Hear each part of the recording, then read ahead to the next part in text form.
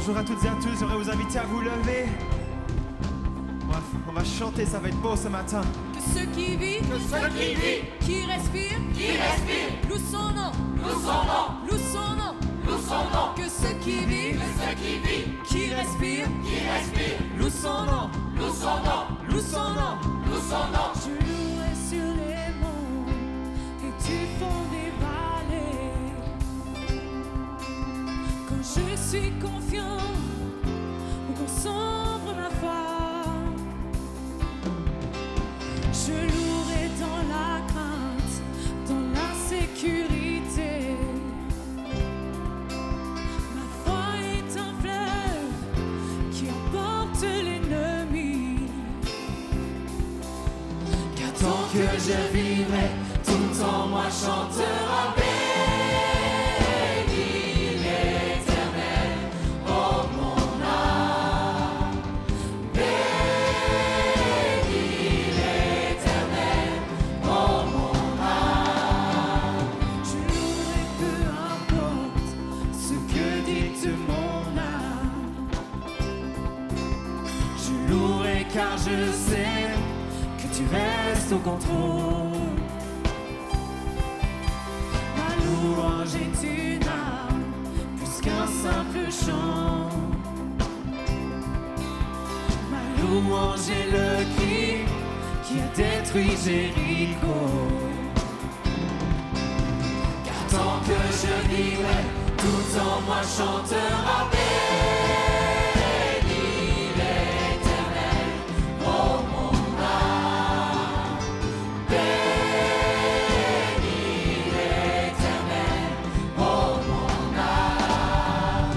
J'élève ma voix, mon Dieu est vivant, rien n'arrêtera ma louange. Béni l'Éternel, oh mon âme.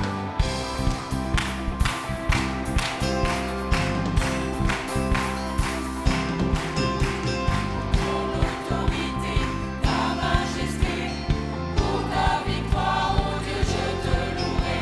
Pour ta fidélité, ta sainteté, pour ta puissance, oh Dieu, je te louerai.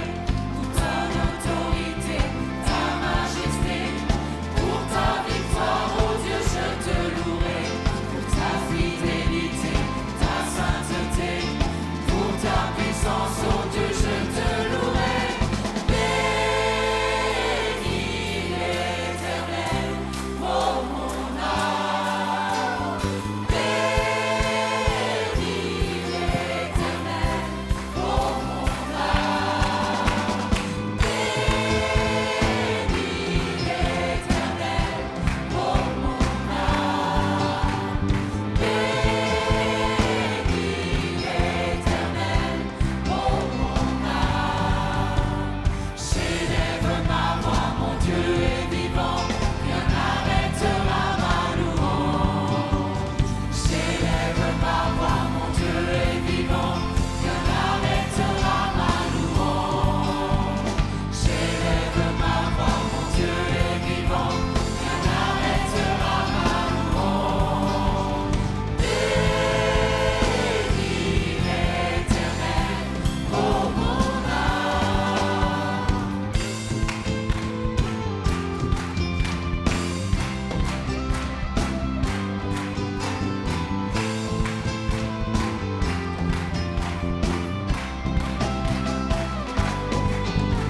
Que ceux qui vivent, qui respirent, louent son nom, louent son nom.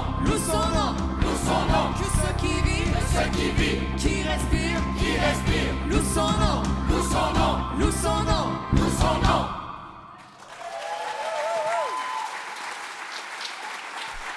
Yeah! Waouh! Béni l'Éternel. Amen. Bienvenue à chacun qui est ici présent. Bienvenue à ceux qui nous suivent en ligne. Ce matin, on est dans notre série de Noël et on se réjouit, n'est-ce pas?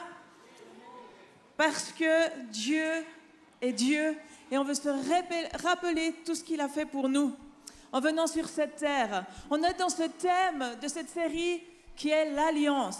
Et j'aimerais vous rappeler ce qui a été dit un peu la semaine passée, juste une phrase, pour nous mettre vraiment dans ce que Dieu veut faire aujourd'hui.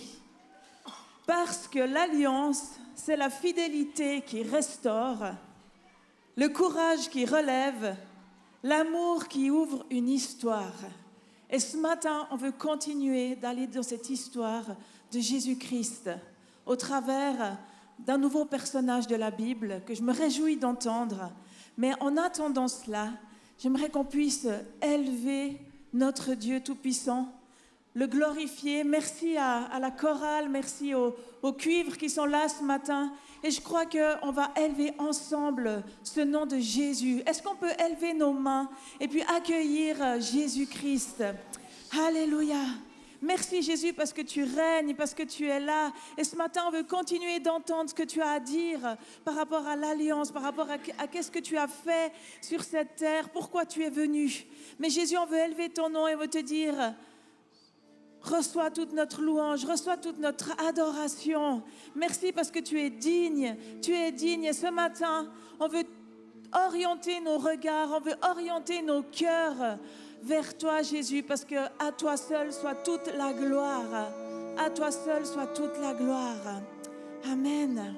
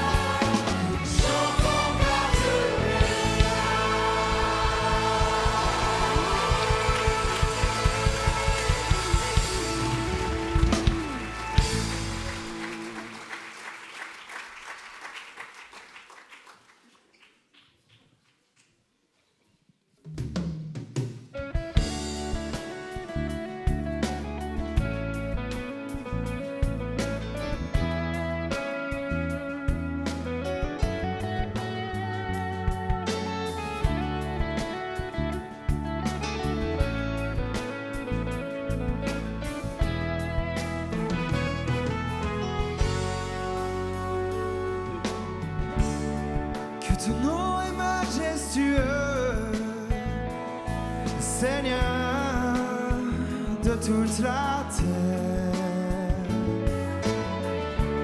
Ton nom est fort et puissant, ton nom est glorieux et grand, en lui nous sommes sauvés.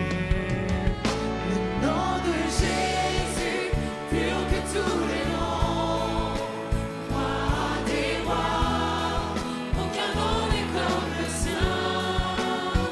Le nom de Jésus, plus haut que tous les noms, Alpha, Oméga, aucun nom n'est comme le sien.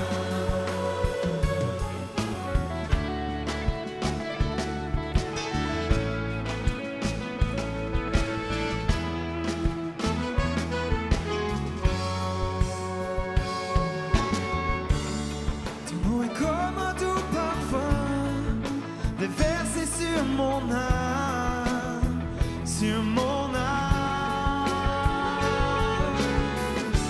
En ton nom, nous surmontons tout, en ton nom nous avons la victoire.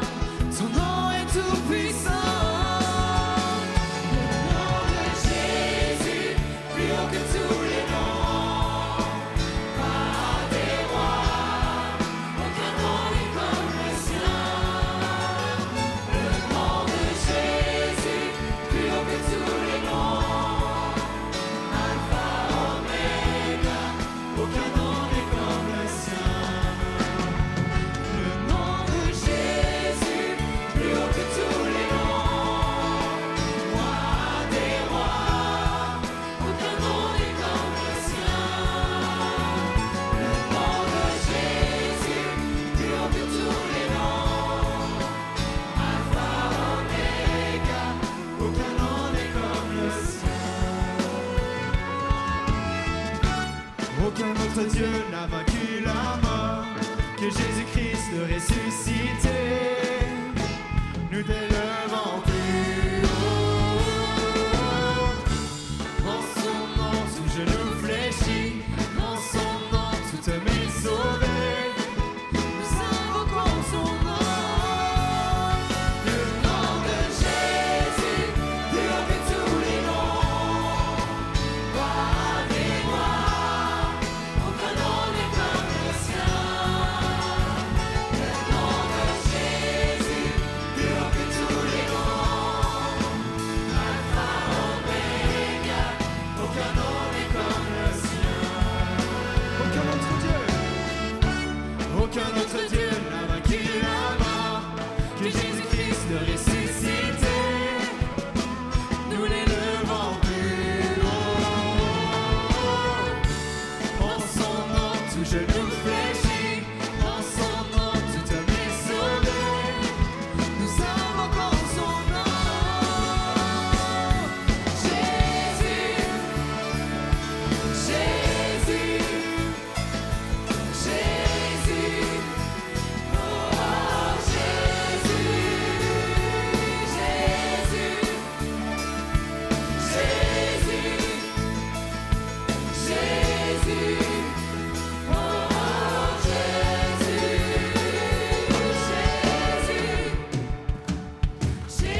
Jésus, Jésus,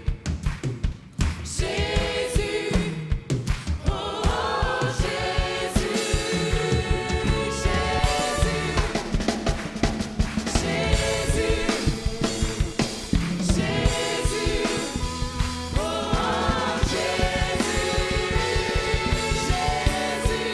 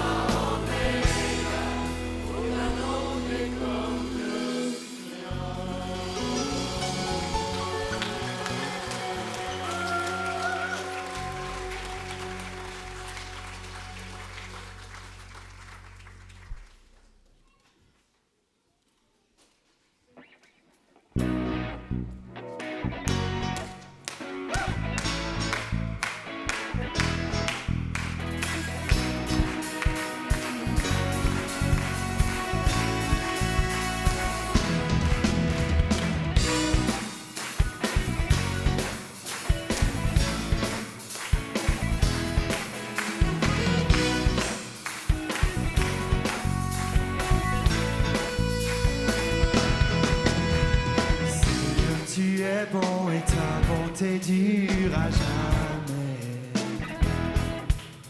Seigneur, tu es bon et ta bonté dure à jamais. De toute langue, de toutes les nations, de génération en génération, nous t'adorons. Alléluia, Alléluia, nous t'adorons. Tu es Dieu. Nous t'adorons. Alléluia, Alléluia, nous t'adorons. Tu es Dieu. Tu es bon. On veut tous taper les mains.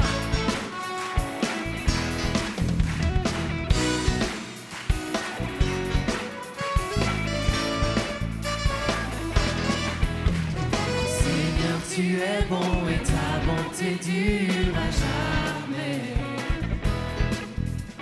Seigneur, tu es bon et ta bonté dure à jamais. De toutes langues, de toutes les nations, de génération en génération, nous t'adorons. Alléluia, Alléluia, nous t'adorons. Car tu es Dieu. Nous t'adorons. Alléluia, Alléluia, nous t'adorons. Car tu es Dieu. Tu es bon.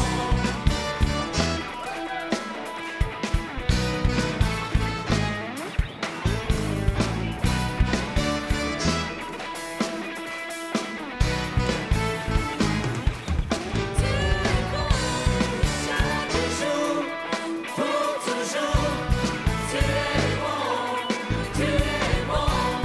Chaque jour, pour toujours, tu es bon, tu es bon. Chaque jour, pour toujours, tu es bon, tu es bon. Chaque jour, pour toujours, tu es bon.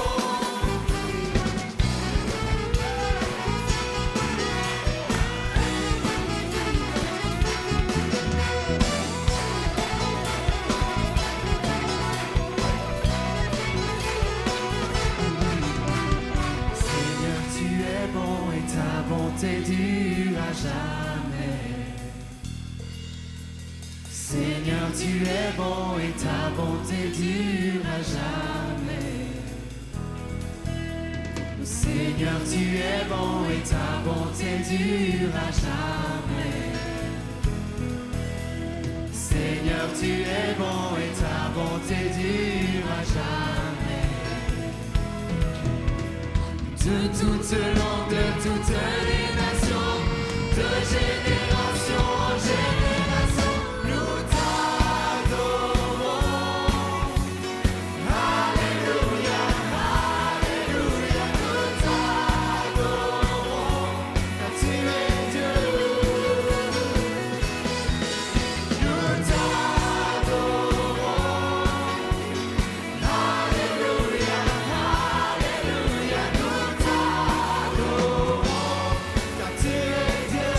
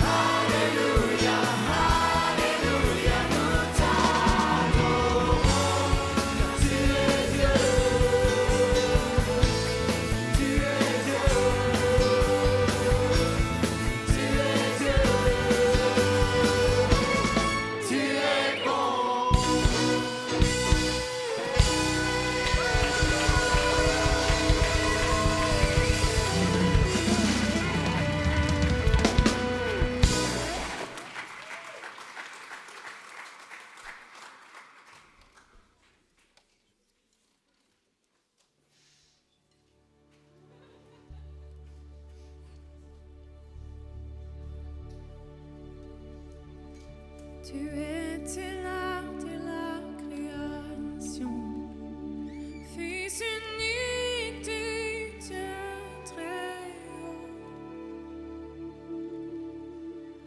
Les mystères de ta gloire révélés en ton Christ notre Seigneur.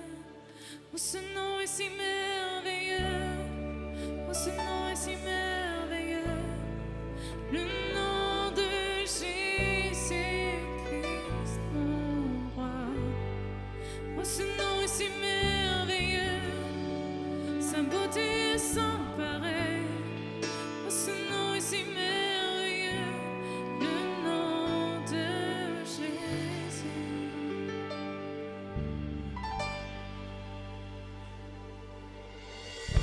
Tu n'as pas voulu les cieux sans nous. Alors Jésus, tu es venu. Ton amour a vaincu mon péché.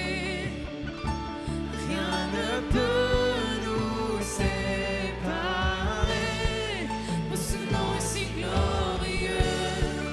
Oh, ce nom est si glorieux. Le nom de Jésus-Christ mon roi. Oh, ce nom est si glorieux. Sa beauté est sans pareil. Oh, ce nom est si glorieux. Le nom de Jésus. Oh, ce nom est si glorieux. Le nom de Jésus.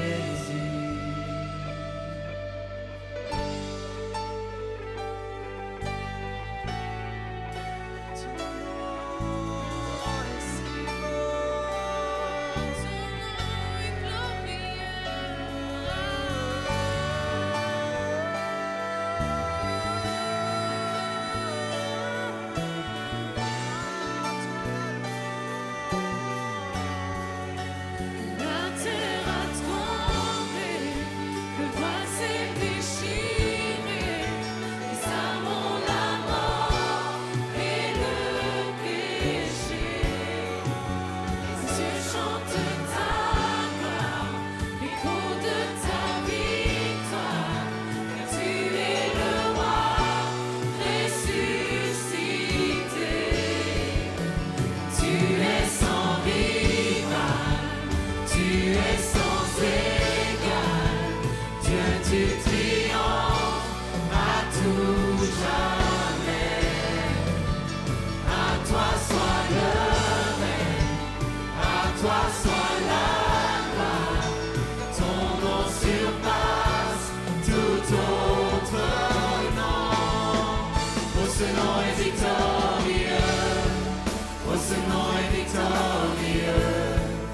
Le nom de Jésus-Christ mon roi. Oh, ce nom est victorieux. Sa puissance est sans pareil. Oh, ce nom est victorieux.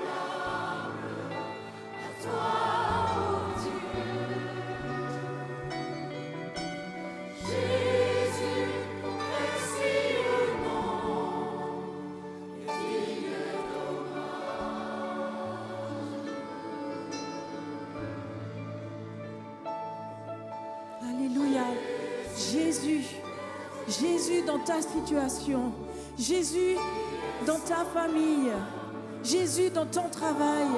Est-ce qu'on peut invoquer ce nom si puissant, si glorieux? Je sais que plusieurs attendent le miracle, attendent la réconciliation, attendent le glorieux de Dieu là où tu es. Est-ce qu'on peut invoquer son nom? Parce que Jésus-Christ fait la différence. Élevez vos voix, accueillez Jésus, ce roi de gloire qui veut descendre dans vos vies, qui veut descendre dans vos situations. Il sait ce que tu vis, il sait ce par quoi tu passes, il sait ton découragement, il sait ta joie, il sait ton bonheur. Et il veut se déverser ce matin dans ta vie. Alléluia. Jésus, on veut voir le miraculeux ce matin.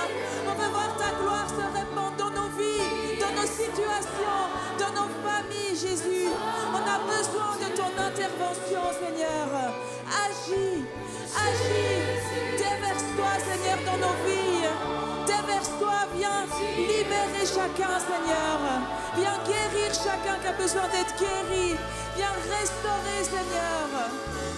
Fais tomber les murs, Seigneur, qui nous retiennent d'accueillir ce que tu veux faire, Jésus. Alléluia. Alléluia.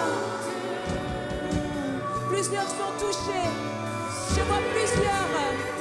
Le Seigneur te dit, je t'aime. Je viens pour toi ce matin.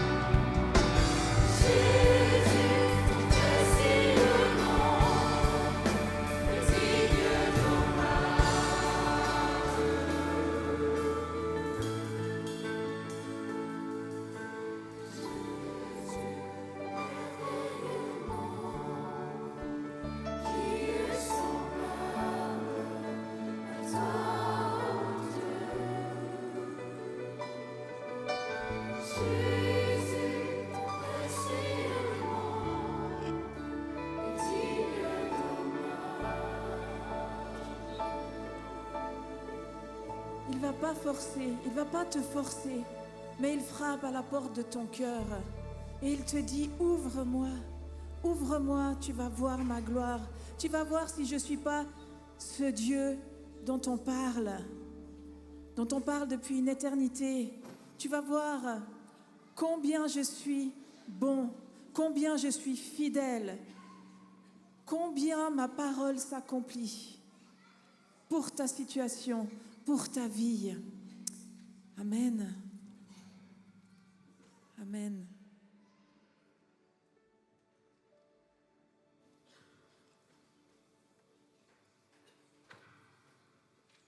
Merci beaucoup à la chorale, à l'équipe de louanges.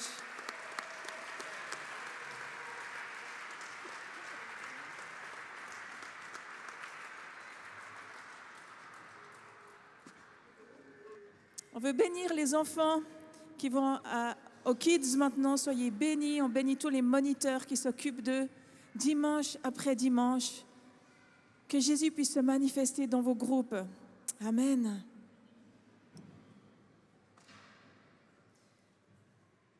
On aimerait recueillir l'offrande. Donc merci à chacun de déposer ce que Dieu vous met sur le cœur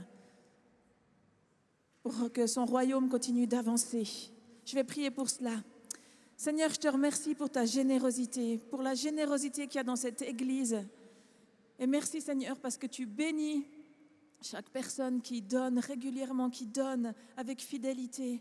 Et tu remplis les réservoirs, Seigneur, de leur maison. Tu es avec chacun, Seigneur. Amen.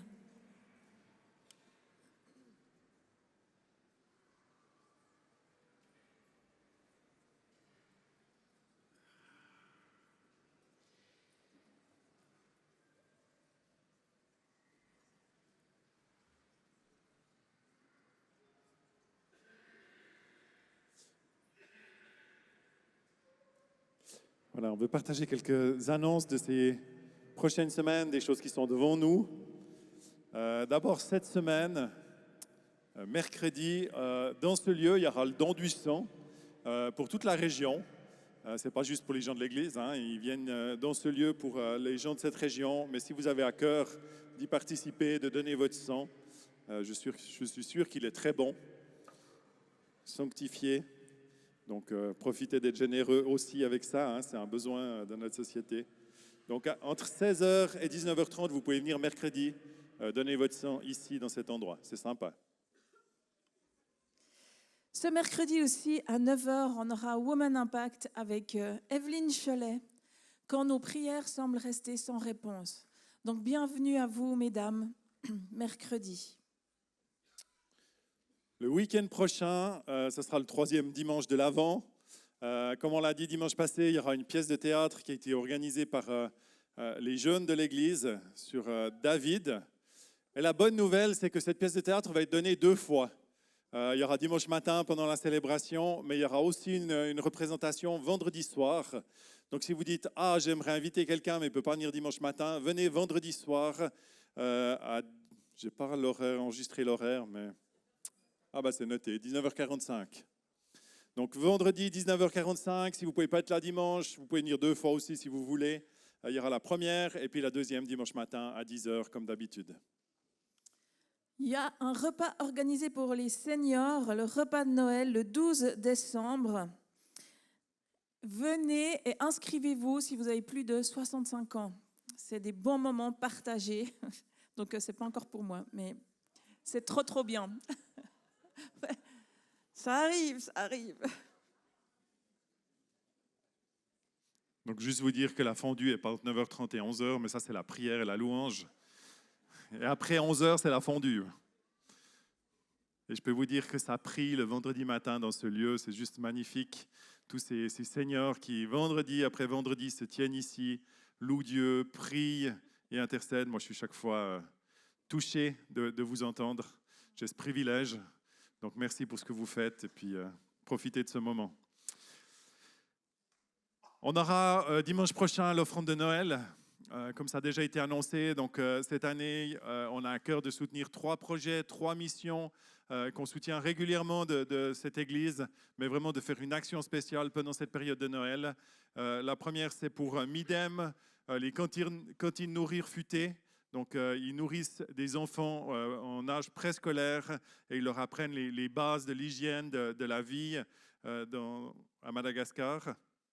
La deuxième offrande sera pour Léopold à Haïti, pour un projet de développement d'une boulangerie pour nourrir la population, nourrir les élèves qu'ils ont aussi dans leurs écoles et puis les gens de leur communauté. Et puis, le troisième projet, c'est pour Impart, donc en Inde. Et puis, là, c'est vraiment le but de soutenir des écoles d'infirmières, de pouvoir donner pour que ces écoles puissent se développer et que la santé soit quelque chose qui soit développé dans ce pays. On a une bonne nouvelle par rapport à ce projet Impart, c'est que chaque franc que vous allez donner va être doublé. Il y a des gens qui se sont engagés dans le cadre d'Impart de donner jusqu'à hauteur de 200 000 francs dans ce courant de mois de décembre. Donc chaque franc qui est donné à Impart durant le courant de mois de décembre sera doublé par des investisseurs, des gens qui ont à cœur de soutenir cette mission. Donc soyez généreux. Comme j'ai dit dimanche passé, vous pouvez soit donner dimanche prochain dans l'offrande qui va circuler ou bien par Twint, enfin les différents moyens. Vous pouvez aussi être ciblé. Si vous dites « Ah, moi j'aimerais soutenir telle mission et puis être défiscalisé ou bien soutenir les 3 missions et être défiscalisé sur les 3 », vous pouvez. Si vous donnez par virement bancaire avec l'intention à qui vous voulez donner votre don, vous pouvez, au-dessus de 200 francs, être défiscalisé pour les dons que vous allez faire dans cette offrande de Noël. Dimanche prochain, donc le matin, il y a David, la pièce de théâtre, et le soir, la célébration lusophone dès 17h, un spécial Noël. Donc, bienvenue à tous les lusophones. Et si vous n'êtes pas lusophone, vous pouvez venir une fois voir aussi qu'est-ce qui se passe avec toute cette équipe merveilleuse. Et puis déjà, 1 ou 2 informations pour janvier, parce que le temps passe vite. Le 3 janvier, début de l'année, on a à cœur de pouvoir démarrer cette année avec un temps spécial de louange, d'adoration et de prière. Donc, ça sera le 3 sur la journée, de 9h à 21h. On va faire 12 heures. On a plusieurs fois fait 36 heures de prière et d'adoration. Vu qu'on est très tôt au début de l'année, on a décidé de faire cette fois 12 heures, une journée, prière et adoration. Et on veut vous inviter à participer à cette journée, à être là peut-être 1 heure de temps, 2 heures de temps, selon comme ça vous convient, mais de pouvoir faire partie de ce début d'année où on va prier et mettre Dieu au centre de ce qu'il a pour nous. Ou 12 heures, hein. C'est bon, c'est très très bon. On va avoir aussi en janvier, donc le 19 et 20 janvier, lundi et mardi, on aura le privilège d'accueillir David Wagner pour 2 soirées prophétiques. Donc vous seriez les bienvenus durant ces soirées à 19h30, c'est ça, hein? Oui, 19h30.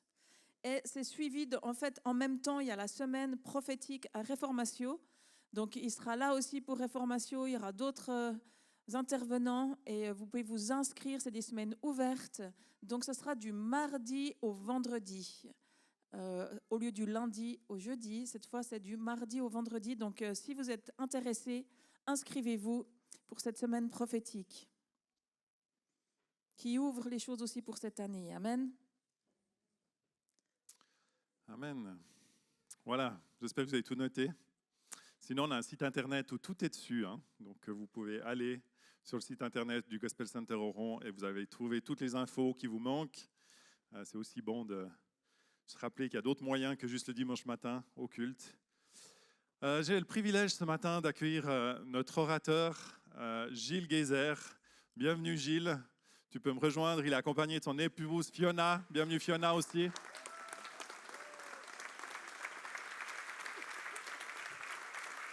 Bonjour tout le monde.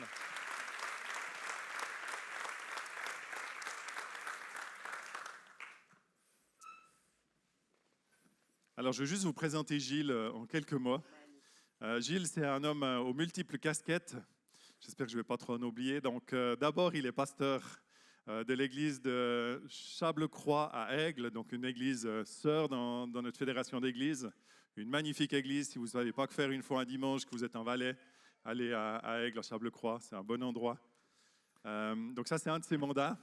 Sinon, il est aussi humoriste, ou je ne sais pas comment on dit, mais il fait un stand-up. Il était avec nous l'année passée, il y a une année en arrière, ici, au mois de novembre. À voir, il y a une ou deux personnes qui se souviennent de ce moment. Mais si vous n'avez pas eu l'occasion de l'entendre ou que vous avez envie de le réentendre, il y a plusieurs dates en début d'année 2026. Vous pouvez aller sur gilesguézer.com et vous trouvez toutes les infos de ces stand-up. J'ai vu qu'il y avait Valorbe, Orbe, donc c'est pas trop loin, Neuchâtel. Donc vous pouvez sans autre aller l'écouter, ça vaut vraiment la peine, c'est profond. Et en même temps, on rit, on pleure, on fait tout en même temps dans ce spectacle. Donc c'est puissant. Vous pouvez prendre place.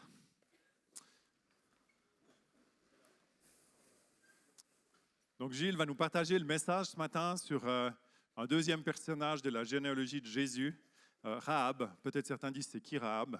C'est possible, mais vous allez en découvrir plus. Merci Gilles d'être avec nous. On se réjouit de ton temps. Avec plaisir, je suis très heureux d'être là. Vous avez pris comme titre de série de Noël « Les témoins de l'Alliance dans la généalogie de Jésus ». C'est un magnifique titre. Les témoins de l'Alliance, les témoins de ce que Dieu fait avec l'homme dans la généalogie de Jésus. Sauf que dans la généalogie de Jésus, il n'y a pas que des premiers de classe. Il y en a même des costauds. Et ce matin, on va s'attaquer à un gros morceau. Merci d'ailleurs aux responsables de l'église qui m'ont appelé pour prêcher sur Rahab. Vous aviez soit une grande confiance, soit plus beaucoup de choix. On connaît tous des familles qui donnent à leurs enfants des prénoms bibliques. On connaît. Et peut-être qu'il y en a beaucoup parmi nous. Des prénoms bibliques. Des exemples? Sarah, David, Abel. Ouais, Abel, ouais. Jérémie, Daniel, Jonathan, Ruth, Madeleine, Paul, Jean-Paul, Matthieu, Marc, Luc, Jean, Actes des Apôtres. Manassé, il y a moins.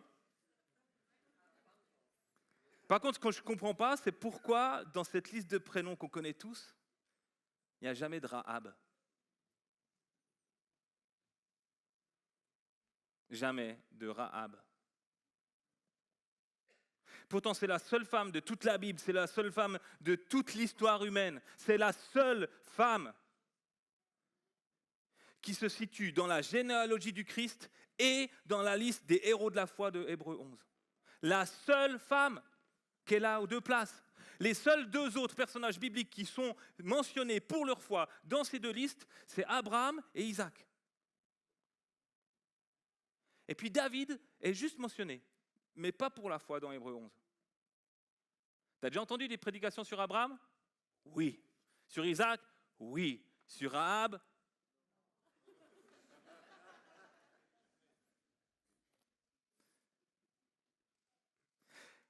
On va le voir ensemble, on va lire l'histoire après, mais Rahab, c'est une femme qui a démontré un courage incroyable. C'est une femme qui a déclaré sa foi, c'est une femme qui a sauvé des Israélites, c'est une femme qui a sauvé toute sa famille, c'est une femme de foi. Et la foi de Rahab, elle naît dans un milieu... Tu ne crois pas que la foi peut exister là-dedans. On est dans les murailles d'une des pires villes de l'époque de l'Ancien Testament, Jéricho, en plein dans les murailles. Elle habite là, elle est prostituée. Et la foi va naître là. Et c'est une foi que Dieu reconnaît, que Dieu honore. Et elle est dans la généalogie du Christ et dans la liste des héros de la foi. Pourquoi on ne connaît pas de Rahab ?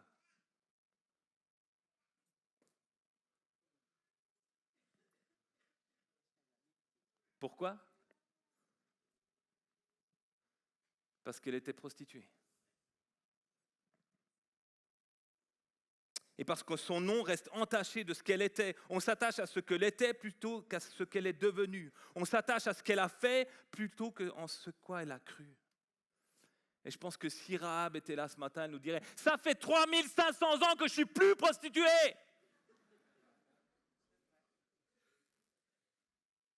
Pourquoi vous me regardez tout le temps avec ce que j'étais avant ? Parce que c'est tellement facile et ça parle à nos cœurs On s'attache à ce qu'on sait des gens. Et on a de la peine à avoir le regard de Dieu et de la foi sur ces personnes.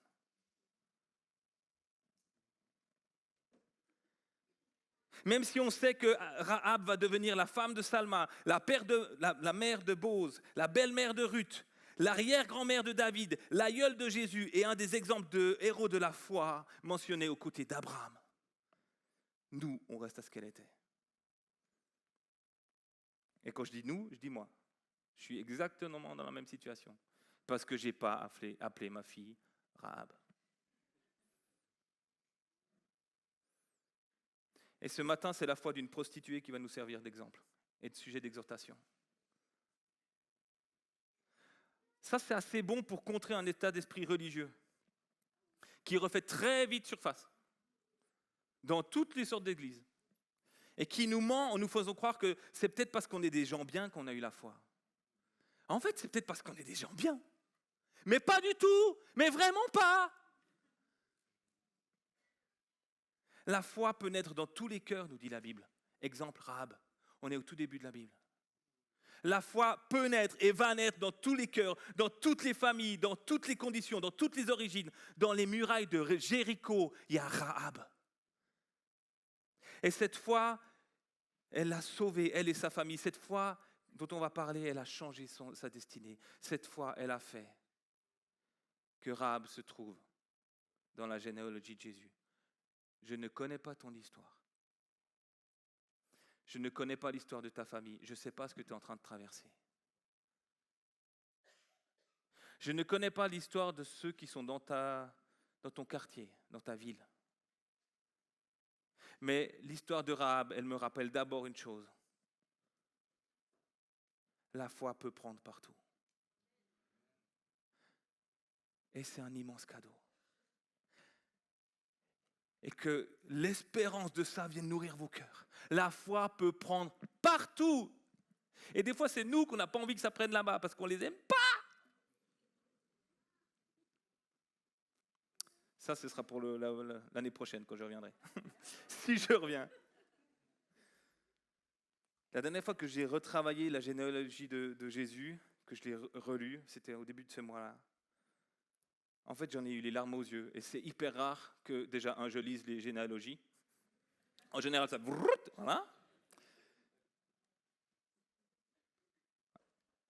Et j'en ai eu les larmes aux yeux parce qu'en fait, en lisant la généalogie du Christ, tu te rends compte, ça m'a fait ça. Il s'est vraiment incarné dans notre histoire, en fait. Dieu, créateur du ciel et de la terre. Dieu sans commencement ni fin. Dieu, il s'incarne vraiment dans l'histoire humaine. Il s'est incarné dans une vraie lignée, pas une lignée toute belle, pas une lignée toute propre. C'est dans la vraie vie que Jésus est venu. Et dans cette lignée, il y a des Manassés, il y a des hommes qui ont commis le mal, il y a des Rahab, il y a des femmes qui ont passé par des endroits où on souhaite ça à personne de nos proches, mais qui se sont relevés et que Dieu a touché. C'est dans la vraie vie que Jésus est venu, pas dans une vie rêvée, pas dans une lignée de princes charmants et puis de l'histoire de bisounours. Non, c'est Manassé, c'est Rahab. C'est ta vie et c'est la mienne. Dieu ne s'incarne pas en rêve, il s'incarne en vrai. Il ne s'incarne pas dans une vie que tu rêves de toi, que tu rêves d'avoir. Il ne s'incarne pas dans ton Facebook, ni dans ton Instagram. Il s'incarne dans ta vie en vrai, dans ce qu'on est en train de vivre maintenant. Et l'histoire de Rahab nous le prouve. Jésus, fils de Rahab. Rahab, c'est l'histoire d'une femme qui est un exemple pour chacune de nos vies ce matin. Je vous mets un petit peu, avant qu'on lise son histoire, je vous mets dans le contexte. On est dans le 2e livre de l'Ancien Testament. On est dans le livre de Josué. Les Israélites ont quitté l'Égypte depuis 40 ans à cause de leur méfiance par rapport à Dieu. La génération qui est sortie d'Égypte, qui a vu tous les miracles, qui a mangé la manne pendant 40 ans, cette génération-là est passée. Et puis là maintenant, Moïse n'est plus, c'est Josué qui reprend le le contrôle, qui reprend la direction de ce peuple. C'est une nouvelle génération qui va et qui va rentrer dans un pays. Le pays est promis. Oui, il est promis, seulement il faut quand même le prendre. Et la première ville qui se dresse devant cette génération-là, la première ville, c'est une forteresse. C'est une muraille, le truc. C'est colossal. C'est des Mike Tyson à profusion. Et ça fait peur. Et on va lire dans la parole de Dieu, en Josué 2, si tu peux me mettre le texte. De Chittim, c'était un lieu, Josué, fils de Nun, envoya secrètement deux hommes chargés d'une mission de reconnaissance. Il leur donna cette consigne, allez explorer le pays et en particulier la ville de Jéricho. Ils partirent et arrivés à Jéricho, ils entrèrent dans une maison, dans la maison d'une prostituée nommée Rahab. Elles y passèrent la nuit. On prévint le roi de Jéricho que les Israélites étaient arrivés là pendant la nuit pour reconnaître la région. Alors le roi envoya dire à Rahab, « Livre-nous les hommes qui sont venus chez toi et qui logent dans ta maison, car ils sont venus pour espionner tout le pays. » Mais la femme emmena les deux hommes et les cacha. Puis elle répondit, « Effectivement, des hommes sont venus chez moi, mais j'ignorais d'où ils étaient. Et comme on allait fermer la porte, ils sont repartis à la tombée de la nuit. Je ne sais pas où ils sont allés. Dépêchez-vous de les poursuivre, car vous pouvez encore les rattraper. » En fait, elle les avait fait monter sur le toit en terrasse de sa maison et les avait cachés sous un tas de tiges de lin qu'elle avait rangées là. Les envoyés du roi se lancèrent à leur poursuite sur le chemin qui mène au gué du Jourdain. Dès qu'ils eurent quitté la ville, on referma les portes derrière eux. Rahab monta sur la terrasse, vint trouver ses hôtes avant qu'ils ne se couchent et elle leur dit, « Je sais que l'Éternel vous a donné ce pays. » La terreur s'est emparée de nous et tous les habitants de la région sont pris de panique à cause de vous, car nous avons entendu que l'Éternel a mis à sec les eaux de la mer des roseaux devant vous lorsque vous êtes sortis d'Égypte. Nous avons appris comment vous avez traité les deux rois amoréens, Sion et Og, qui régnaient de l'autre côté du Jourdain pour les vouer à l'Éternel en les exterminant. Depuis que nous avons entendu ces nouvelles, le cœur nous manque et personne n'a plus le courage de vous tenir tête. En effet, c'est l'Éternel, votre Dieu, qui est Dieu, en haut dans le ciel et ici-bas sur la terre. Maintenant, je vous prie, jurez-moi par le nom de l'Éternel qu'en reconnaissance pour la bonté que je vous ai témoignée, vous aussi, vous traiterez ma famille avec la même bonté. Et donnez-moi un gage, certain, que vous laisserez la vie sauve à mon père, à ma mère, à mes frères et mes sœurs, et à tous les membres de leur famille, et que vous empêcherez que nous soyons mis à mort. » Les deux hommes lui répondirent, « Notre vie dépendra de la vôtre. Pourvu que tu gardes le secret de cet engagement entre nous, lorsque l'Éternel nous donnera ce pays, nous serons fidèles à notre promesse et nous te traiterons avec bonté. » Or, la maison de Rahab était construite dans le mur même des remparts de la ville, et elle habitait ainsi sur les remparts. Ainsi, elle put faire descendre les deux hommes par la fenêtre au moyen d'une corde. Les deux hommes lui dirent, « Voici de quelle manière nous allons nous acquitter du serment que tu nous as fait prêter. Lorsque nous serons entrés dans ton pays, attache ce cordon rouge à la fenêtre par laquelle tu nous fais descendre, puis réunis dans ta maison ton père, ta mère, tes frères et toute ta famille. » Elle répondit, « D'accord, que les choses soient faites comme vous l'avez dit. » Puis elle les fit partir et ils s'en allèrent. Aussitôt, elle attacha le cordon rouge à sa fenêtre. Rahab, ma sœur, ta foi de prostituée me donne une leçon. Oh, je sais que tu n'es pas restée prostituée. Tu as changé de peuple, tu as changé de pays, tu t'es marié, tu as eu au moins un enfant. Ta foi en l'Éternel t'a changé, oui, mais c'est ta foi alors que tu étais une prostituée païenne qui m'interpelle ce matin. Et j'aimerais que ma foi ressemble à la tienne. Premièrement, une foi qui sait. Tu peux mettre le slide si tu veux. Une foi qui sait. Verset 9. « Je sais que l'Éternel vous a donné ce pays. » Comment tu le sais, Rahab ? Je sais. Verset 10. « Nous avons entendu que l'Éternel a mis à sec l'eau de la mer des roseaux. » Comment tu l'as entendu, Rahab ? Ça fait 40 ans. Ce dont tu parles là, ça fait 40 ans que ça s'est passé. Tu ne l'as pas vu. Tu n'étais même pas né. Je sais. Verset 11, c'est l'Éternel, votre Dieu, qui est Dieu, en haut dans le ciel et ici-bas sur la terre. C'est une confession de foi magnifique. C'est l'Éternel, votre Dieu, qui est Dieu, en haut dans le ciel et ici-bas sur la terre. Ça fait 40 ans que Dieu essaye d'apprendre ça à son peuple. Il leur donne la manne, il leur donne des cailles, il leur donne des 10 commandements, il leur parle, Moïse est là tout le temps, et ils n'arrivent pas à comprendre ça. Elle, c'est l'Éternel, votre Dieu, qui est Dieu, en haut dans le ciel et sur cette terre. C'est une confession de foi magnifique. C'est une confession de foi magnifique, alors que j'ai envie de dire, elle n'a encore rien vécu avec Dieu. Dieu n'a encore rien fait pour elle. Elle est dans la ville de Jéricho. Elle ne fait pas partie du peuple à qui Dieu se révèle. Elle n'a jamais entendu Moïse parler. Elle n'a jamais mangé de la manne. Elle est prostituée dans une des villes les plus fortifiées de la région, dans une civilisation qu'on sait être très violente, où la condition de la femme n'était pas tout au summum. Et je ne t'explique pas la condition des femmes prostituées. Ce n'est pas une situation enviable, celle de Rahab. Elle ne croule pas sous les bénédictions. Dieu n'a encore rien fait pour elle, entre guillemets. Mais elle sait. C'est l'Éternel, votre Dieu, qui est Dieu. En haut dans le ciel, ici-bas sur la terre. J'ai envie de dire, et toi, ta confession de foi, c'est laquelle? Qu'est-ce que tu sais de Dieu à 100%? Qu'est-ce que je sais? Qu'est-ce que je peux déclarer de Dieu à 100%? Qu'est-ce que ta foi sait? Déclare-le-moi. Qu'est-ce que ta foi sait de Dieu? Je t'écoute.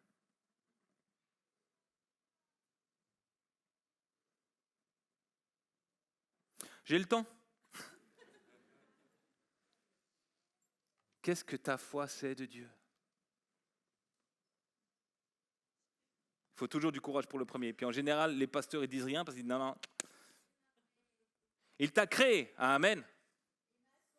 Il t'a sauvé. T'en es sûr? À 100%? Amen. Il est mon Seigneur. Amen. Il est bon. Au-dessus de tout. Amen. T'en es sûr à 100%? Amen. Amen. Dieu pourvoit. Amen. On va s'arrêter. Il est fidèle. On va s'arrêter parce que sinon... Mais c'est bon d'entendre la foi. Dis-le. Une fois qu'il sait. Le deuxième point, c'est une foi qui voit clair. Oh, elle voit clair, Rahab. Et puis elle voit clair elle a un double éclairage en fait. Elle voit très clair sur sa condition, puis elle voit très clair sur la condition du peuple de Dieu. Et puis elle se rend compte qu'elle ne fait pas partie de ce peuple-là. Elle ne dit pas nous, elle dit vous. L'Éternel vous a donné le pays. C'est devant vous que les rois sont partis. L'Éternel, votre Dieu, qui vous a donné. Elle voit clair, elle ne fait pas partie de ce peuple-là. Elle voit aussi clair sur le peuple dont elle fait partie. Et je pense que là, elle a aussi quelque chose à nous apprendre, Rahab. Elle voit clair sur sa condition, elle voit clair sur sa culture. Elle sait très bien que si elle reste avec ce peuple, elle meurt. Et j'imagine que dans sa situation, elle n'a pas besoin de lui faire un long cours d'histoire de l'humanité pour qu'elle comprenne que l'homme n'est pas que bon. Elle le sait, Rahab. L'homme n'est pas bon. En tout cas, pas que. Et c'est sa seule chance, Rahab. Ce lien avec les espions israéliens. Elle sait qu'elle n'aura pas d'autre chose. Elle n'a pas d'autre espoir. Alors elle voit clair sur son sort. Elle voit clair sur la condition de Jéricho, sur ses ressources, sur l'orgueil de Jéricho, sur son avenir. Elle voit clair. Et moi, en étudiant Rahab, je me suis dit, mais est-ce que nous, on voit clair? Est-ce que je vois clair sur la culture occidentale? Culture qui croit qu'on peut s'en sortir tellement mieux sans Dieu. On est complètement inconscient, complètement naïf. On est endormi, on est anesthésié. En fait, je ne sais pas ce qu'on est. Mais on a fini par croire qu'à force d'une bonne éducation, on va s'en sortir sans Dieu. On a placé beaucoup trop d'espoir dans les hommes ou dans l'homme. Oh, je pense qu'à Rahab, tu n'as pas besoin de lui expliquer longtemps que sans Dieu, il n'y a pas d'espoir.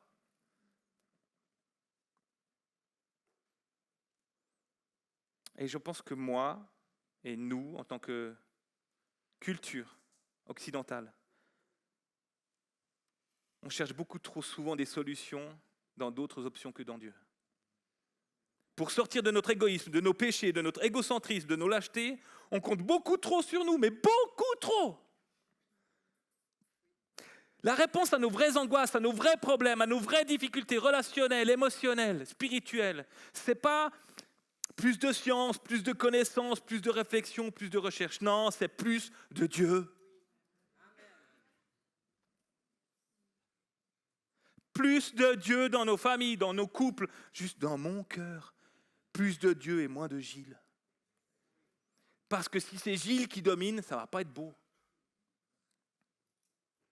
J'aurais tellement pas envie de me repentir, de dire pardon, je t'ai fait du mal, c'était faux. Si c'est Dieu qui domine, ça change. Oh, elle sait Rahab, elle a compris sa condition.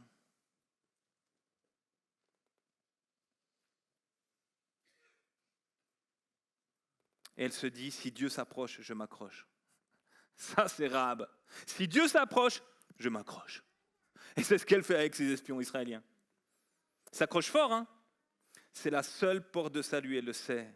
Elle ne compte pas sur la force de Jéricho, elle ne compte pas sur la puissance et l'orgueil de cette nation. Non, elle compte sur Dieu. Puis elle a vu des gens qui faisaient partie de ce peuple, alors elle s'accroche à eux. La situation de nos vies, elle ne s'améliore pas quand on essaie de trouver des solutions en nous. La situation de ta vie, de ta famille, et de nouveau, je parle du vrai monde, de la vraie vie. Parce que Jésus est venu dans ce vrai monde, dans cette vraie vie. Cette situation-là, elle ne s'améliore pas quand on met plus de nous. Elle s'améliore quand on met plus de Dieu. Et quand je parle de Dieu, je redis, c'est le Dieu de la Bible, c'est le Dieu de Jésus-Christ. Ce n'est pas une force impersonnelle qui parle à tout le monde et aux arbres. Non. C'est le Dieu qui s'incarne en Jésus-Christ. Parce qu'il n'y a pas d'autre Dieu que lui. Rahab, elle a une foi qui sait, une foi qui voit clair, mais elle a aussi une foi qui va orienter tous ses choix. Elle m'hallucine, Rahab. Elle fait des choix dans son aujourd'hui en fonction de ce qui va venir demain. Elle oriente tous ses choix en fonction de ce qui vient. Elle ment au roi de Jéricho et à ses envoyés. Je ne suis pas sûr que c'était super bien vu ça à l'époque. Elle leur ment effrontément dans les yeux. Ah non, ils sont partis déjà depuis longtemps. Ouais, allez-y vite. Vous pourrez peut-être les rattraper. Elle leur ment direct. Deuxième chose, elle envoie les gardes dans la fausse direction. Et ils sont partis par là. Elle les berne. Mais tu crois que si ça se sait, elle reste en vie longtemps, Rahab? Mais ça ne fait pas 10 secondes. Elle risque sa vie. Elle risque la mort. Pourquoi elle prend de si grands risques dans son aujourd'hui, Rahab? Parce qu'elle sait ce qui va se passer demain. Alors nous, on a peut-être l'impression que c'est facile pour elle, parce que nous, on a vu le film, on connaît l'histoire. Ils vont chanter pendant 7 jours, puis après ça tomberait. Oui, on a connu le film. C'est facile pour nous, on sait la suite. Mais elle ne le sait pas, elle. Elle ne sait rien de ce qui va se passer demain. Elle a juste la foi.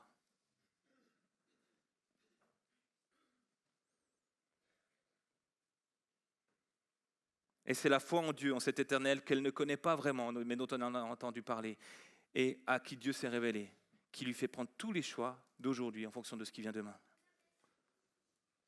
Et ta vie, elle est faite de choix. Ma vie, elle est faite de choix, des petits et des grands. Souvent, on remet les grands choix à Dieu et les petits, on se dit, bah, ça c'est nous. Hein?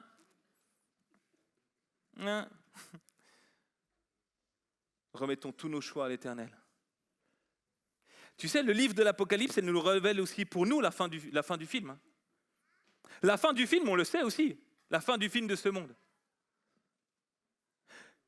La fin du film, c'est que le vainqueur de l'histoire, le vainqueur de ce monde, c'est celui qui naît dans une étable un jour de Noël. C'est ce petit enfant, parce qu'il n'est pas qu'un enfant, il est Dieu Tout-Puissant, qui rejoint l'être humain dans ses plus profonds besoins. Le vainqueur de l'histoire, c'est celui qui naît dans une étable, qui meurt sur une croix, qui ressuscite hors du tombeau, qui monte au ciel déclaré fils de Dieu avec puissance et qui revient pour mettre un terme à la présence du mal dans ce monde. C'est lui. Et ça, c'est demain. Et cette victoire, elle ne souffre aucune discussion. Dans tout l'univers, dans le monde spirituel, il n'y a aucune discussion sur cette victoire. Tout le monde sait que c'est lui le grand vainqueur. Le seul endroit dans tout l'univers, dans tous les univers où on en doute, on remet ça en question, c'est ici, c'est sur la Terre. Ce petit bout de petit truc d'étoile, d'épingle. Et là on dit, mais c'est pas sûr. Tout l'univers le déclare, mais c'est pas sûr. La muraille de l'égoïsme humain ne tiendra pas. Les murs érigés par la haine contre Dieu vont se fissurer. Ça va s'émietter tout ça, ça s'émiette déjà. Jéricho va tomber. Je n'ai une autre culture. Nos forces, l'humanité, elle ne va pas se sauver elle-même. Oh, je souhaite que notre foi, que ma foi en ce grand vainqueur de toute l'histoire qui vient demain, oriente tous nos choix d'aujourd'hui. Que tous nos choix d'aujourd'hui soient orientés en fonction de ce qui va se passer demain. Parce que c'est en fonction de demain que nos choix d'aujourd'hui vont se révéler intelligents, sages, audacieux et justes, ou alors complètement dérisoires. Et vraiment, mais stupides à un point. Mais stupides à un point.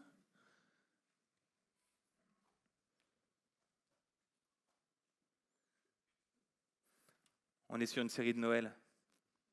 Oh, je sais que le texte n'a rien à voir avec Noël, mais l'histoire de Rahab a à voir avec Noël.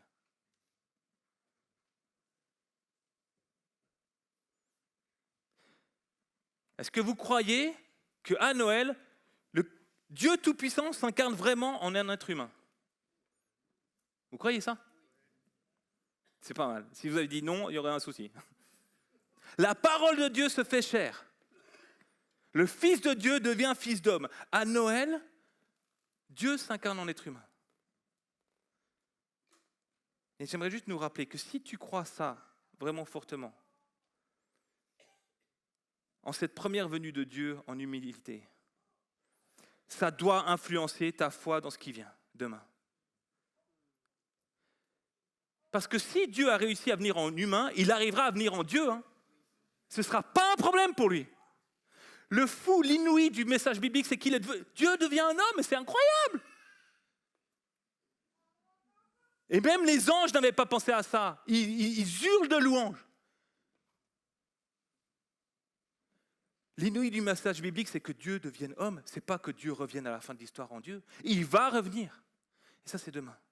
Et tous tes choix d'église, tes choix de finances, tes choix de gestion de ta sexualité, de gestion de tes conflits, de mes conflits, vont se révéler intelligents ou complètement dérisoires. Est-ce que j'ai choisi la gloire de Dieu ou est-ce que j'ai choisi la gloire de moi? Ça, ce sera dérisoire. La gloire de Dieu, ce sera des récompenses pour l'éternité. Une fois qu'il sait, une fois qu'il voit clair, une fois qu'il oriente tous ses choix, et je finis avec une foi. C'est le 4e point, tu peux le mettre aussi.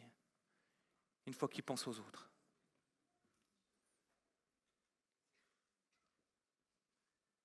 Il me fait pleurer ce verset 13. Jurez-moi que vous laisserez la vie sauve à mon père, dit Rahab, à ma mère, à mes frères, à mes sœurs et à leurs enfants. Elle n'a pas d'enfants, Rahab, pas encore, non, mais elle pense aux enfants des autres. Waouh! Elle pense à son père, Rahab.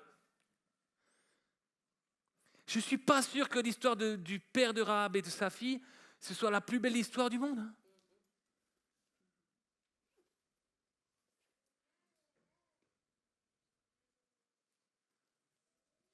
Parce qu'en général, si tu es père d'une femme qui est prostituée, soit tu la dénigres et tu la répudies parce que tu en as honte. Soit tu l'exploites, c'était un porc. C'est la vraie vie. Et elle pense à son père, Rahab. Elle pense à sa mère. Son père ne lui a pas fait que du bien, sa mère non plus. Peut-être même que c'est sa mère qui lui a pris le métier. Peut-être que dans sa famille, dans cette région-là, dans cette ville-là, on est prostitué de mère en fille. C'est possible. C'est même très probable. Parce que nous, on lit la Bible avec une pensée un peu féerique. Non, non, non, c'est pas féerique, c'est vrai. On est à Jéricho, on est dans une muraille, on est avec une prostituée. Et elle pense à sa mère. Jurez-moi que si je suis sauvé, ma mère l'est aussi. Et puis mon frère et mes sœurs. Et puis les enfants qu'ils ont eus, que moi j'ai pas. Elle n'a pas envie d'être la seule à être sauvée, Rahab. Elle pense aux siens, elle pense à ses parents, elle pense à sa famille, parce que sa foi est généreuse. Mais gloire à Dieu pour cette femme. C'est exceptionnel, une foi pareille dans un lieu pareil. Moi, je pense que si on avait une vidéo YouTube des têtes, des témoins d'Israélites qui entendent Rahab parler, ils disent, mais c'est pas possible, pas ici. Elle a une foi généreuse. Comment être sauvé, moi, sans avoir à cœur que toute ma famille le soit? Jurez-moi qu'eux, ils seront avec nous. Rahab, ma sœur. Tu savais presque rien, mais ce que tu savais a suffi pour changer ton destin, celui de ta famille, celui d'un peuple. Par ta foi, tu deviens génitrice du Sauveur d'humanité. Et moi, j'aimerais bien ce matin, Rahab, que tout ce que je sais soit mis au service d'une foi en Dieu qui ressemble à la tienne. Je vous invite à la prière. Si tu veux me rejoindre, Nicolas, ou Caroline, je ne sais pas. Si on peut avoir un petit peu de piano.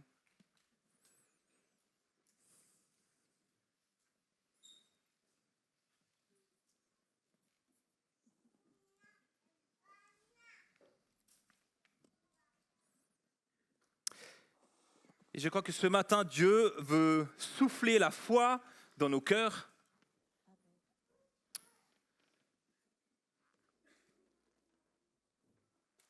Puis j'aurai à cœur de prier par rapport à cette foi qui oriente tous nos choix. Et si tu appuies sur autre chose, tu fais aussi.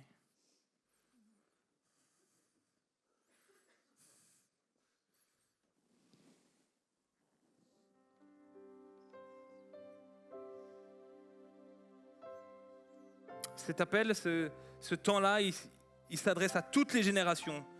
Que tu aies 7, 37, 77 ou 97 ans. Parce que la foi, elle naît dans toutes les générations.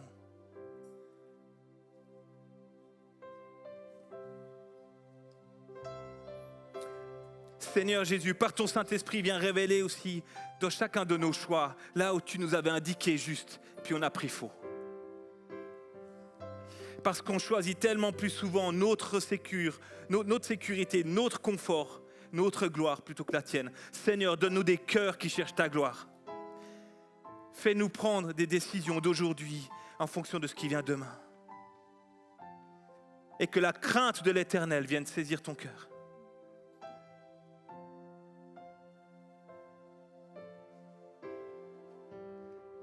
Seigneur, je te demande une effusion de joie dans ces choix-là.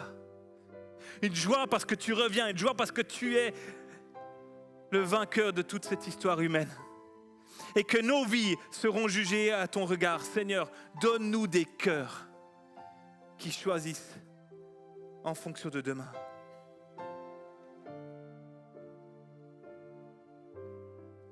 Et je prie pour cette foi, que l'Éternel te l'accorde, que l'Éternel te bénisse en te donnant cette foi qui est un cadeau de Dieu.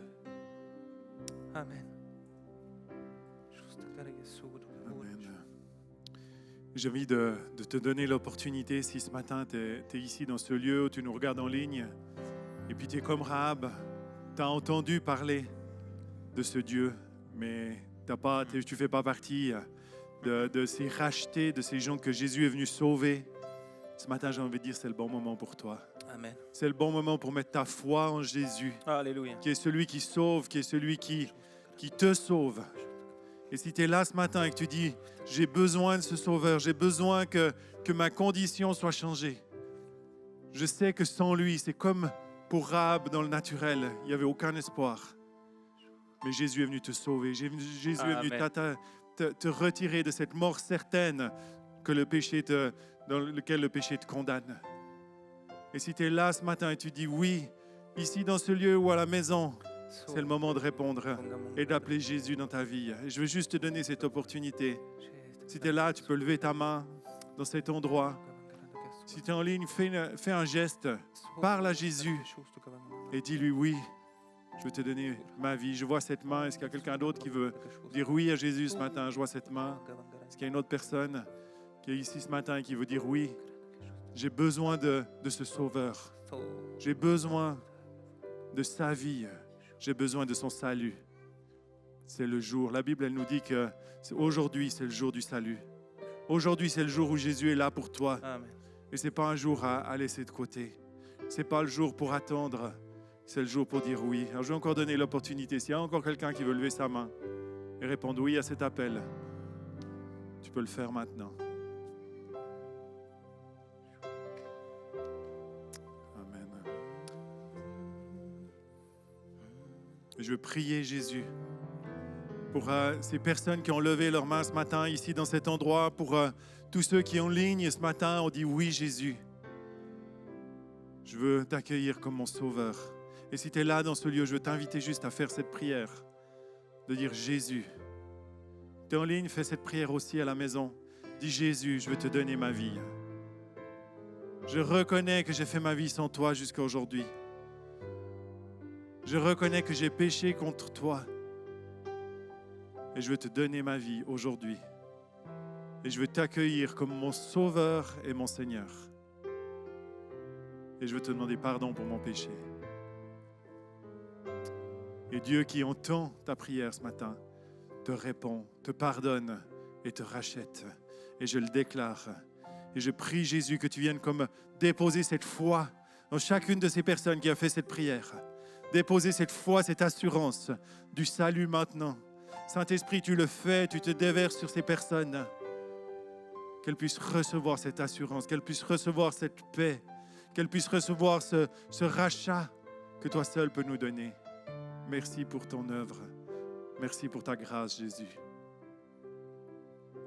Et j'ai envie de finir avec le 4e point que Gilles nous a partagé. Une foi généreuse. Vous savez, un des mensonges que l'ennemi a voulu nous faire croire dans l'Église, c'est que la foi, c'est quelque chose de personnel. La foi, c'est pour toi. Et que tu t'occupes de ta foi de manière personnelle. Mais il ne faut pas trop le faire savoir, il ne faut pas trop le faire entendre. Il faut laisser les autres libres. Oui, Jésus laisse chaque être humain libre de dire oui ou non. Mais je veux te dire, ta famille, tes amis, tes connaissances ont besoin d'entendre le message de l'Évangile, ont besoin d'entendre qu'aujourd'hui, il y a un Jésus qui sauve, qu'il y a un Jésus qui libère, qu'il y a un Jésus qui donne la vie. Et je crois qu'on a besoin de revenir à cette réalité. Et on a reçu des promesses sur cette Église que des familles entières allaient être sauvées. Et je le crois. Mais ça dépend de ce que tu as donné. Et je prie qu'on puisse avoir ce cœur ce matin, comme Rahab, de dire oui, Jésus, pour moi et pour ma famille, pour moi et pour mes parents, pour mes frères et sœurs, pour mes enfants, ce salut. Et peut-être tu peux élargir ce cercle aux gens que Dieu a placés sur ton chemin. Et Jésus les aime. Et je veux juste nous inviter à nous lever en tant que peuple, en tant qu'Église ce matin. Et encore une fois, ensemble, parce que ce n'est pas ma prière, mais ça doit être notre prière, d'élever nos voix dans cette période de Noël pour que les gens qui nous sont chers, les gens qui nous sont proches, puissent rencontrer ce Sauveur et Seigneur. Tellement bon, tellement rempli d'amour. Celui qui change nos vies, celui qui transforme nos vies. Qu'on puisse avoir cette intercession pour nos familles, qu'on puisse élever nos voix. C'est vrai pour toi dans ce lieu. Fais-le aussi si tu es à la maison. Commence à élever ta voix pour tes proches, pour tes amis, tes voisins, tes connaissances, les gens que tu aimes et que tu veux voir avec toi pour l'éternité. Alléluia. Kola barakindi libidi soria da da da kindi libidi foria da da da kiri sindi. Yola bandolo bolokori andara kindi. Seigneur, je te prie que tu nous donnes ce cœur qui est ton cœur, Seigneur. De dire, mais donne-nous cet amour, donne-nous cette conscience qu'on est appelé à partager notre foi. Qu'on est appelé à partager notre foi de manière généreuse, en pensant à ceux qui sont autour de nous. Seigneur, nous voulons briser ce mensonge de l'ennemi qui nous fait croire que la foi, c'est quelque chose de personnel, quelque chose de caché, quelque chose qu'on doit vivre seul dans notre maison et à l'église le dimanche matin. Et que notre message, Seigneur, que nos paroles puissent être empreintes de cette foi, de cette assurance en ce Jésus qui sauve, en ce Jésus qui libère, qui guérit aujourd'hui, et ce Jésus qui revient pour nous prendre dans sa gloire et reposer son règne sur cette terre. Nous voulons le déclarer aujourd'hui. Et Seigneur, viens travailler nos vies, viens travailler nos cœurs pour que nous puissions être ces témoins fidèles sur cette terre aujourd'hui. Amen. Amen. Merci beaucoup, Gilles, pour ce puissant message.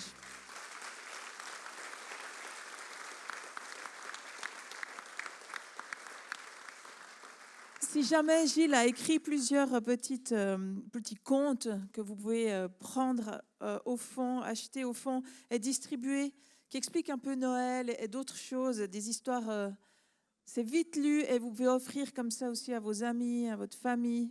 Il a écrit aussi Lettre à ma fille, qui est un livre puissant aussi de qu'est-ce que tu aimerais dire à ta fille, hein, quelque part, que tu pourrais le transposer pour tes situations. Et un autre livre, Un mois pour aimer, l'essentiel. Et j'aimerais vous encourager, peut-être dans une base, vous pouvez le faire ensemble, le lire ensemble et le pratiquer ensemble. C'est super de pouvoir des fois avoir des livres qui nous font travailler ensemble et vivre les choses. Donc, je vous encourage à aller à la fin. Il y a un stand qui sera à la sortie. Vous rappelez aussi que dimanche prochain, ce sera David et c'est une pièce de théâtre qui a été créée par des jeunes d'ici. Donc, elle a été créée de A à Z, où ils ont fait un scénario, fait des costumes, fait des danses, des chants, des différentes choses. Et j'aimerais vous encourager, inviter vos amis, parce que c'est l'occasion de parler de Jésus. Et ce sera une forme différente de célébration, donc sous forme plutôt de théâtre dimanche prochain. Mais vous êtes tous les bienvenus. Et si vous ne pouvez pas venir dimanche, venez vendredi soir parce qu'elle sera donnée vendredi soir. Et si vous avez... j'aimerais souhaiter un bon dimanche à ceux qui nous suivent en ligne. Soyez bénis et à la semaine prochaine.